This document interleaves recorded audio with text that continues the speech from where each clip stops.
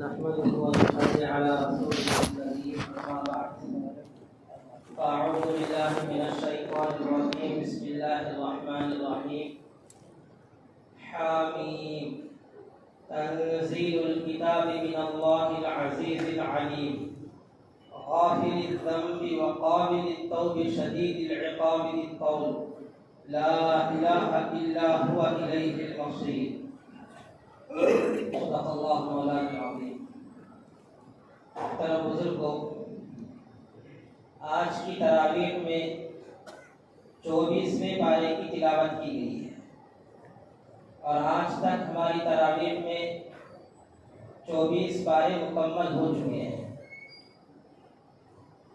آج کی تراویح میں 3 سورتوں کی تلاوت کی گئی۔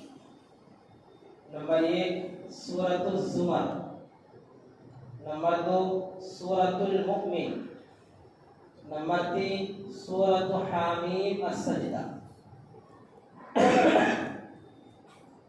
ان 3 سورتوں سے متعلق کچھ ضروری باتیں بیان کرنے سے پہلے آپ حضرات کی خدمت میں یہ بات عرض کرنا ضروری ہے کہ آج چونکہ 21ویں رات ہے، تاخرات ہے، آخری عشرہ شروع ہو چکا ہے۔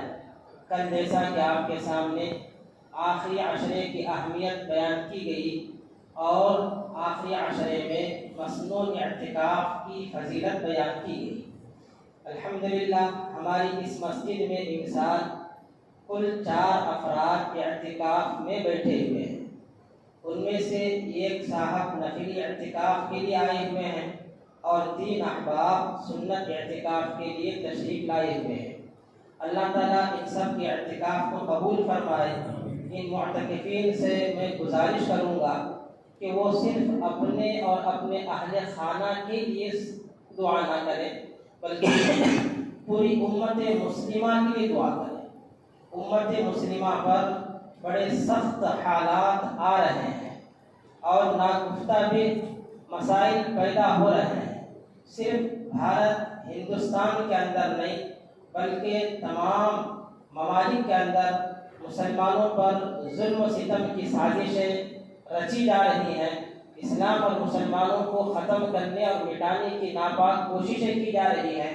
تو ایسے موقع پر جیسے ایک معتکف اپنی مغفرت کرانے کے لیے، اپنی بخشش کرانے کے لیے اللہ کے در پہ پڑا رہتا ہے، ویسے ہی ان معتکفین سے گزارش ہے کہ وہ امت مسلمہ کے احوال کی اصلاح کے لیے دعا کریں۔ اللہ تعالیٰ ان کے احوال پر رحم فرمائے، کرم کا معاملہ فرمائے۔ اور ہم کو جو غیر معتکف ہیں، ہم کو چاہیے کہ ان معتکفین کی خدمت کریں، ان کے لیے جو چیز کی ضرورت ہو وہ ضرورت ہم ان کے لیے مہیا کریں اور ان کی خدمت کر کر ان سے دعائیں لیں۔ ایک ہے دعا کرانا، ایک ہے دعا لینا۔ ہم لوگوں کو عادت ہے دعا کرانے کی، مول صاحب دعا کرو، حافظ صاحب دعا کرو، حاجی صاحب دعا کرو۔ یہ دعا کرانا ہے، دعا کرانا اصل نہیں ہے، دعائیں لینا اصل ہے۔ کہ ہم ان کے ساتھ ایسا سلوک کریں، ایسا برتاؤ کریں کہ دل سے خود بخود دعا نکل آئے۔ بہرحال تمام معتکفین کی عبادات کو اللہ تعالیٰ قبول فرمائے، ان کی دعاؤں میں اللہ تعالیٰ پوری امت کا حصہ نصیب فرمائے۔ آج کی تراویح میں سورۃ الزمر کی تلاوت کی گئی۔ زمر کے معنی ہیں گروہ در گروہ، جماعت در جماعت، جتھا در جتھا۔ اس سورت کے سب سے آخری رکوع میں اللہ تعالیٰ نے 2 قسم کی جماعتوں کا تذکرہ فرمایا ہے۔ نمبر 1 جہنمیوں کا تذکرہ فرمایا، نمبر 2 جنتیوں کا تذکرہ فرمایا۔ اللہ فرماتے ہیں وَسِيقَ الَّذِينَ كَفَرُوا إِلَى جَهَنَّمَ زُمَرًا۔ کل قیامت کے دن کافروں کو جہنم کی طرف ذلت اور رسوائی کے ساتھ کھینچ کر لایا جائے گا، اور بعض کافروں کو تو اوندھے منہ کھینچ کر لایا جائے گا۔ حتی اذا جاؤوها فتحت، جب یہ کافر جہنم کے پاس آئیں گے تو جہنم کے دروازے کھولے جائیں گے ایک قید خانہ ہے، جنت ایک مہمان خانہ ہے، جہنم قید خانہ ہے، جہنم میں قیدی جاتا ہے۔ جیسے دنیا کا معمول ہے کہ قید خانے میں جب کسی قیدی کو لایا جاتا ہے تو قیدی کے آنے سے پہلے قید خانے کا دروازہ کھلا نہیں رکھا جاتا، بلکہ جب قیدی قید خانے کے پاس پہنچتا ہے تب قید خانے کا دروازہ کھولا جاتا ہے اور قیدی کو اندر ڈھکیل دیا جاتا ہے، پھر قید خانے کا دروازہ بند کر دیا جاتا ہے۔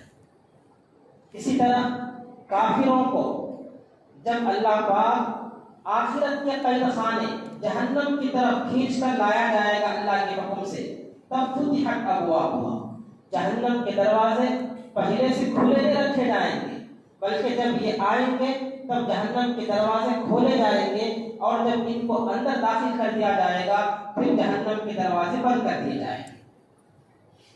حتی اذا جاؤوها فتحت ابوابها وقال لهم خزنتها، جہنم کے جو خازن ہیں، نگران ہیں، جن کے سردار کا نام ہے مالک، جہنم کے جو محافظ فرشتے ہیں ان محافظ فرشتوں کا ایک بڑا سردار ہیڈ، اس کا نام ہے مالک، تو وہ ان جہنمیوں سے کہے گا الم یأتیکم رسل منکم، ارے بابا کیا تمہارے پاس تمہیں میں سے اللہ کی طرف سے رسول نہیں آئے تھے، جو رسول تم کو اللہ کی آیتیں پڑھ پڑھ کر سنا رہے تھے، بتا رہے تھے، جہنم کے عذاب سے ڈرا رہے تھے۔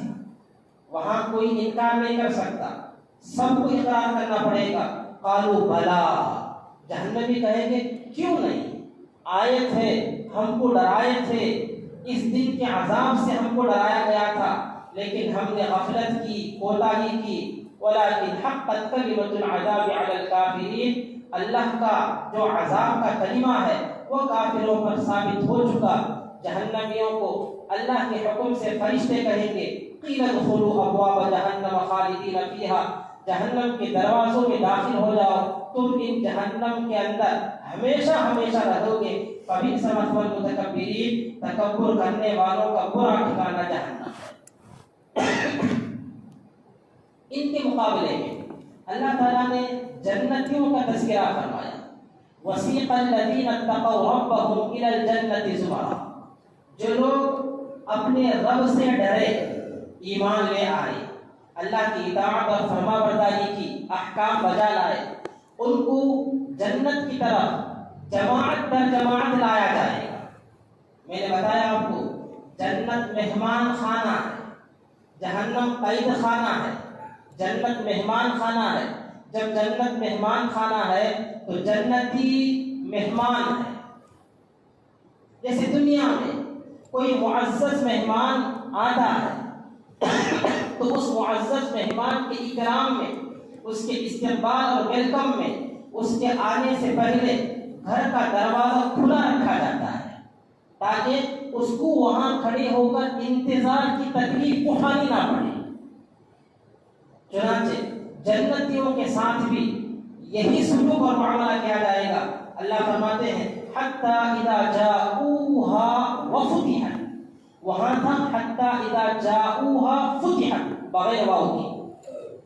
جہنمی جہنم کے پاس آئیں گے تو جہنم کے دروازے کھولے جائیں گے، یہاں ایسا نہیں ہے جنتیوں کے تذکرے میں حتی اذا جاؤوها وفتحت، جنتی جنت کے پاس آئیں گے اس حال میں کہ جنت کے دروازے پہلے سے کھلے ہوئے ہوں گے، یہ ان کے اکرام میں، اعزاز میں۔ وقال لهم خزنتها، جنت کے جو محافظ فرشتے ہیں وہ محافظ فرشتے جنتیوں سے کہیں گے سلام علیکم طبتم فادخلوها خالدین، تم پر اللہ کی سلامتی ہو، تمہیں مبارک ہو، تم جنت میں داخل ہو جاؤ اور ہمیشہ ہمیشہ کے لیے تم جنت میں رہو۔ اللہ تعالیٰ ہم سب کے لیے جنت کا فیصلہ فرمائے، ہم سب کے حق میں اللہ تعالیٰ جنت مقدر فرمائے۔ جنت مہمان خانہ ہے، جنتی مہمان ہے، مہمان کا اکرام ہونا چاہیے۔ مہمان کوئی بھی ہو، مسلمان ہو، کافر ہو، امیر ہو غریب ہو, اپنا ہو غیر ہو, کوئی بھی ہو مہمان کا اکرام ہونا چاہیے. حدیث میں نبی کریم صلی اللہ علیہ وسلم نے ارشاد فرمایا من کان یؤمن باللہ والیوم الآخر فلیکرم ضیفہ, جس کا اللہ پر اور آخرت کے دن پر ایمان ہے اسے چاہیے کہ وہ اپنے مہمان کا اکرام کرے. مہمان کا اکرام کا مطلب یہ ہے اس کے آنے پر اس کے سامنے خوشی کا اظہار کرے, مسکرائے, دل چھوٹا نہ کرے, اپنے چہرے پر شکنجے نہ ڈالے, مسکراتے چہرے کے ساتھ اس سے ملے اور اس کو راحت پہنچانے کا ہر کام کرے. حضرت مولانا حسین احمد مدنی رحمۃ اللہ علیہ مدنی خاندان بڑے مہمان نواز ہیں. ابھی بھی مدنی خاندان کے اندر مہمان نوازی باقی ہے. جو لوگ دارالعلوم دیوبند گئے ہوئے ہیں, ہمارے عصمت اللہ بھی جا کر آئے ہیں, وہاں ہماری ان سے ملاقات بھی ہوئی. مولانا سید ارشد مدنی دعوت برکاتہ ان کا مہمان خانہ الگ ہے. مولانا سید اسعد محمود اسعد مدنی ان کا مہمان خانہ الگ ہے. وہاں مہمان کے آنے کی انٹری کی بھی ضرورت نہیں, کہاں سے آئے کب تک آئے کچھ بھی نہیں, وقت پر آپ حاضر ہو جائیں, آپ کے لیے چائے ناشتہ مل جائے گا. دوپہر کے کھانے پر آپ حاضر ہو جائیں, آپ کے لیے دوپہر کا کھانا مل جائے گا. یہ مدنی خاندان میں اللہ تعالیٰ نے فطری طور پر مہمان نوازی رکھی ہے. ایک بہت بڑے عالم گزرے ہیں مولانا عبد الماجد دریابادی رحمۃ اللہ علیہ, بہت بڑے عالم. یہ حضرت مولانا حسین احمد مدنی رحمۃ اللہ علیہ سے بیعت تھے, لیکن اپنا اصلاحی تعلق حضرت حکیم الامت مولانا اشرف علی تھانوی رحمۃ اللہ علیہ سے رکھے تھے. جو کچھ اپنے احوال بتانے تھے تھانوی رحمۃ اللہ علیہ سے بتا کر اصلاح کرواتے تھے. بیعت ان سے تھے, اصلاحی تعلق تھانوی رحمۃ اللہ علیہ سے تھا. یہ جب بھی دیوبند تشریف لاتے ہیں, دیوبند کے اسٹیشن پر پہنچتے اور مولانا حسین احمد مدنی رحمۃ اللہ علیہ جو ان کے شیخ ہیں, ان کے پیر ہیں, ان کو اطلاع ملتی تو شیخ اور پیر ہونے کے باوجود خدمت کے لیے اسٹیشن پر پہنچ جاتے تھے. مولانا عبد الماجد دریابادی رحمۃ اللہ علیہ مرید ہیں, حسین احمد مدنی رحمۃ اللہ علیہ شیخ ہیں. شیخ اپنے مرید کا سامان اٹھا کر مہمان خانے تک پہنچا, مرید پریشان اور حیران ہو جاتا تھا. مرید کو شیخ کی خدمت کرنی چاہیے, یا تو شیخ الٹا مرید کی خدمت کر رہا ہے. ایک مرتبہ مولانا عبد الماجد دریابادی رحمۃ اللہ علیہ نے خط لکھا حضرت مولانا اشرف علی تھانوی رحمۃ اللہ علیہ کو, جن سے اصلاحی تعلق تھا. حضرت مولانا مدنی رحمۃ اللہ علیہ میرا سامان اٹھا کر لے جاتے ہیں, اس سے مجھے بڑی تکلیف ہوتی ہے, بڑی شرمندگی ہوتی ہے. وہ تو میرے شیخ ہیں, ان کو ایسا نہیں کرنا چاہیے, آپ ذرا ان کو روکیں, منع کریں. تو حضرت مولانا اشرف علی تھانوی رحمۃ اللہ علیہ نے جواب میں خط لکھا, کہا کہ مشائخ کی طبیعتیں الگ الگ ہوتی ہیں, مشائخ کا مزاج الگ الگ ہوتا ہے. کسی شیخ کو خدمت کرنے سے آرام ملتا ہے. مولانا حسین احمد مدنی رحمۃ اللہ علیہ کا مزاج یہ ہے کہ جب تک وہ اپنے مہمان کی خدمت نہیں کرتے تب تک ان کو مزہ نہیں آتا, آرام نہیں ملتا. اگر میں ان کو خدمت سے روکوں گا تو گویا ان کو میں تکلیف دوں گا. میں ان کو تکلیف کیوں دوں, میں ان کی راحت میں خلل کیوں ڈالوں. اس لیے مولانا اشرف علی تھانوی رحمۃ اللہ علیہ نے مولانا حسین احمد مدنی رحمۃ اللہ علیہ کو منع نہیں فرمایا. تو اس سے پتہ چلتا ہے کہ مہمان جو بھی ہو, بڑا ہو چھوٹا ہو, اپنا ہو غیر ہو, جیسا بھی ہو, مہمان کا اکرام ہونا چاہیے. دوسری سورت تھی سورۃ المؤمن. سورۃ المؤمن شروع ہوتی ہے حامیم سے. یہاں سے بالترتیب 7 سورتیں حامیم حامیم حامیم سے شروع ہوں گی. نمبر 1 سورۃ المؤمن حامیم سے شروع ہوتی ہے. نمبر 2 حامیم السجدہ جو آج تلاوت کیا گیا وہ بھی حامیم سے شروع ہوتی ہے. نمبر 3 سورۃ الشورى وہ بھی حامیم عین سین قاف سے شروع ہوتی ہے۔ نمبر 4 سورۃ الزخرف، وہ بھی حامیم سے شروع ہوتی ہے۔ نمبر 5 سورۃ الدخان، وہ بھی حامیم سے شروع ہوتی ہے۔ نمبر 6 سورۃ الجاثیہ، وہ بھی حامیم سے شروع ہوتی ہے۔ نمبر 7 سورۃ الاحقاف، وہ بھی حامیم سے شروع ہوتی ہے۔ اس طرح یہ 7 سورتیں یکی بعد دیگرے حامیم سے شروع ہوتی ہیں۔ حضرات مفسرین ان 7 سورتوں کو حوامیم کہتے ہیں۔ حامیم یک، اس کی جمع حوامیم کہتے ہیں۔ سورۃ المؤمن کی جو شروع کی 3 آیتیں جن کی میں نے تلاوت کی، ان 3 آیتوں کو مصیبت سے بچنے کے لیے پڑھنا ثابت ہے۔ عبداللہ ابن مسعود رضی اللہ تعالیٰ عنہ نے فرمایا کہ یہ جو حامیم کی 7 سورتیں ہیں یہ قرآن کریم کی زینت ہیں، ان سے قرآن کریم کے اندر زینت پیدا ہوتی ہے۔ اللہ تعالیٰ نے ان 3 آیتوں کے اندر اپنی صفات بیان فرمایا ہے۔ حامیم یہ تو حروف مقطعات میں سے ہے، آیات متشابہات میں سے ہے، ان کا معنی اللہ کے سوا کسی کو نہیں معلوم۔ اس کے بعد فرمایا تنزیل الکتاب من اللہ العزیز العلیم، کتاب یعنی قرآن مجید کو اتارا گیا ہے کس کی طرف سے؟ اللہ کی طرف سے۔ کون اللہ؟ صفات بیان کی، العزیز جو غالب ہے، العلیم جو سب کچھ کا علم رکھتا ہے، علیم ہے جاننے والا ہے۔ پھر فرمایا غافر الذنب وقابل التوب شدید العقاب للتوب، غافر الذنب وہ اللہ جو بندوں کے گناہوں کو معاف کرتا ہے، قابل التوب وہ اللہ جو بندوں کی توبہ کو قبول فرماتا ہے، ذی الطول وہ اللہ جو بڑی طاقت والا ہے، لا الہ الا ہو اس کے علاوہ کوئی معبود خدا نہیں ہے، الیہ المصیر اسی کی طرف لوٹ کر جانا ہے۔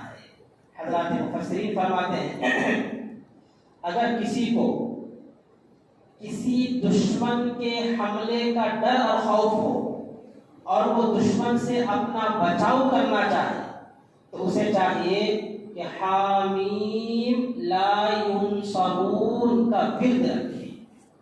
حامیم لا ینصرون، حامیم لا ینصرون اس کا ورد رکھے، زیادہ سے زیادہ اس کو پڑھتا رہے۔ دشمن حملہ نہیں کر سکتا، اگر کرے گا بھی تو اللہ تعالیٰ اس حملے سے حفاظت فرمائیں گے، نقصان ہونے نہیں دیں گے۔ حامیم کا معنی تو اللہ کو معلوم ہے، لا ینصرون کا معنی ان کی مدد نہ کی جائے۔ جو دشمن مجھ پر حملہ کرنا چاہتا ہے اس دشمن کی مدد نہ ہو، اے اللہ تو ان کی مدد نہ فرما بلکہ میری مدد فرما، یہ مطلب اس کا ہوگا حامیم لا ینصرون۔ اسی طرح ایک حدیث میں ہے نبی کریم صلی اللہ علیہ وسلم نے ارشاد فرمایا، تفسیر ابن کثیر میں حدیث نقل کی گئی ہے کہ جو شخص دن کے شروع حصے میں آیت الکرسی اور اس سورۃ المؤمن کی شروع کی 3 آیتیں پڑھ لے، آیت الکرسی اور اس سورۃ المؤمن کی شروع کی یہ 3 آیتیں پڑھ لے تو اللہ تعالیٰ اس دن کی تمام تکلیفیں دور فرما دیں گے، تمام مشکلیں اس کے لیے اللہ تعالیٰ آسان فرما دیں گے۔ یہ اس سورت کی فضیلت ہے۔ اس کے بعد تیسری سورت شروع ہوتی ہے جس کا نام حامیم السجدہ ہے، یہ بھی مکی سورت ہے۔ مکی صورتوں میں جیسا کہ آپ کو معلوم ہے کہ اللہ تبارک و تعالیٰ نے مکی صورتوں میں عقائد بیان فرمایا ہے، اپنی توحید کو بیان فرماتا ہے، نبی کریم صلی اللہ علیہ وسلم کی رسالت کو بیان فرماتا ہے، قیامت اور آخرت کو اللہ تعالیٰ بیان فرماتا ہے۔ اور اسی کے اندر وہ آیت بھی ہے جس کے پڑھنے پر، جس کے سننے پر سجدہ واجب ہوتا ہے، جس کو سجدہ تلاوت کہا جاتا ہے، پڑھیں تو بھی واجب ہوتا ہے، سنیں تو بھی واجب ہوتا ہے۔ دعا فرمائیں کہ اللہ تبارک و تعالیٰ ہم تمام کو رمضان کے باقی ایام کی قدر کرنے کی توفیق عطا فرمائے، قرآن کا صحیح فہم اللہ تعالیٰ ہم سب کو نصیب فرمائے، آمین ثم آمین، وآخر دعوانا الحمدللہ رب العالمین۔